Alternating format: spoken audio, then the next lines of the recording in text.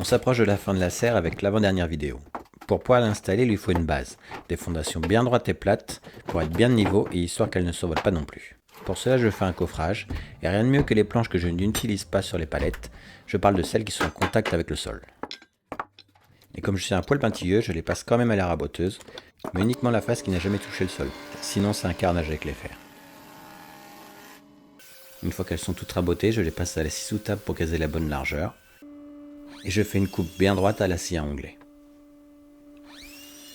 Je passe à la table de collage, non pas pour les coller, faut pas abuser, mais parce que c'est ma plus grande surface de travail, et c'est l'endroit idéal pour les assembler. Je coupe les planches à la bonne longueur et je les visse entre elles. J'agrafe un film plastique à l'intérieur pour que le béton soit bien lisse et ne reproduise pas les défauts des planches. Pour me faciliter l'installation à l'extérieur, j'assemble par paire les planches avec des inserts imprimés en 3D. Ils resteront dans le béton une fois dans les planches enlevées. Je positionne le coffrage afin de savoir où creuser, et une fois que c'est fait, je n'ai plus qu'à installer correctement. Je voulais prendre le niveau laser car le terrain a une légère pente, mais n'étant pas assez puissant, j'ai dû sortir le bon vieux niveau à bulle. J'ai préalablement installé les fers à béton dans le coffrage, je n'ai plus qu'à faire les angles une fois assemblés.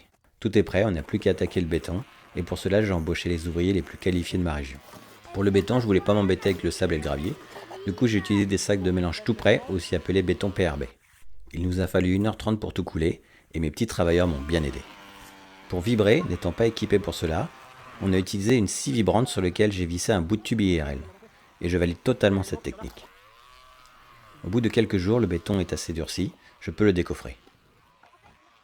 Le film plastique qui est mis dans le coffrage a rendu le béton bien lisse, mais je n'ai pas assez agrafé, ce qui fait que le béton passait parfois entre le film et les planches, ce qui a fait quelques vagues, et comme le dessus ne sera pas apparent, cela ne pose pas de problème.